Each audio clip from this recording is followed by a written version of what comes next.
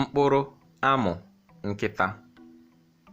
Mkpụrụ amụ nkịta literally means the balls of a dog, and you must agree these look like balls. Now these are fruits native to Igbo people, very beautiful and very succulent. They taste as good as they look. Not this one in particular, because this one is quite poisonous. One bite of this and you're dead.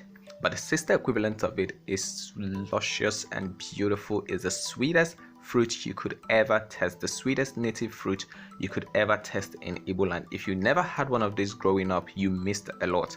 And if you ever have opportunity to have one of these when you come back home, please dive right in and get a good bite. This is Mkpụrụ amụ nkịta, the balls of a dog.